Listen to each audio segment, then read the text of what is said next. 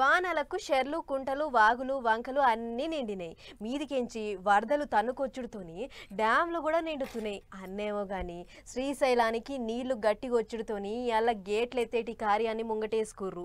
కుర్దు Andhra CM Chandrababu Naidu సారే పెద్ద సుట్టం లెక్క వచ్చిండు ఆ కార్యానికి. పట్టు పంచే షెల్లబట్ట గాలి మోటలెక్కి శ్రీశైలం వచ్చిండు ఆంధ్ర సీఎం చంద్రబాబు నాయుడు సారు వచ్చుడే ఆలస్యం ఎదురుగా పోయి ఎదుర్కొన్నారు తెలుగు తమ్ముళ్ళు. ఆడికెంచి చక్కగా శ్రీశైలం కట్టకాడికి అయ్యవార్లు పూజలు చేస్తుంటే సారు దండం పెట్టుకున్నాడు. పూజలు ఒడిచినాక కొబ్బరికాయ కొట్టి గంగా ఆరతి పట్టిండు సీఎం సారు. అడంక ఇగో ఇట్లా కుర్దు సీఎం సారే దగ్గరుండి శ్రీశైలం గేట్లు ఎత్తిండు, నీళ్ళని కిందికి ఇడిచిపెట్టిండు.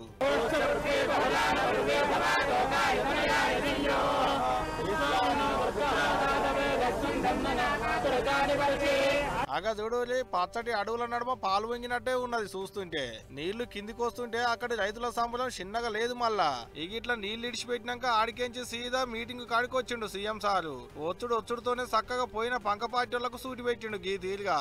5 ఏళ్లు రాష్ట్రాన్ని విధ్వంసం చేశారు, పూర్తిగా నష్టం చేశారు. చెడిపోయిన వ్యవస్థని సరిపెట్టడానికి రాత్రింబగుళ్ళు పనిచేస్తున్నా ఆంధ్రాల నీళ్లు తెచ్చిందే సైకిల్ పార్టీ వాళ్ళు అన్నట్టు మాట్లాడుకొచ్చిండు బాబు సారు. తెలుగు గంగా, పోతిరెడ్డిపాడు, గాలేరు నగిరి, ఆంగ్లీ నివా, గండిపేటకేంచి సిద్ధాపురం వరకు అన్ని సార్లు చేసినాయనట. నేను గాని ముఖ్యమంత్రిగా కంటిన్యూ అయి ఉంటే, తెలుగుదేశం అధికారంలో 2019లో గెలిచుంటే ఇప్పటికి పోలవరం జాతికి అంకితం అయ్యేది. ఈ రోజు రాయలసీమకు నీళ్లు వస్తున్నాయంటే పోలవరం వల్ల మీకు నీళ్లు వస్తున్నాయి. ఈ విషయం మీరు గుర్తుపెట్టుకోవాలి. గిట్ల ఊరోకు పోయిన పంక పార్టీలను జాపించుకుంటూనే సార్ ఏమేం చేసిండో చెప్పుకొచ్చిండు అన్నట్టు. ఇటు కృష్ణమ్మ పర్వాలు దొక్కుకుంటా దుంకుతుంటే అక్కడ రైతుల సంబరమే చిన్నగా లేదు పో.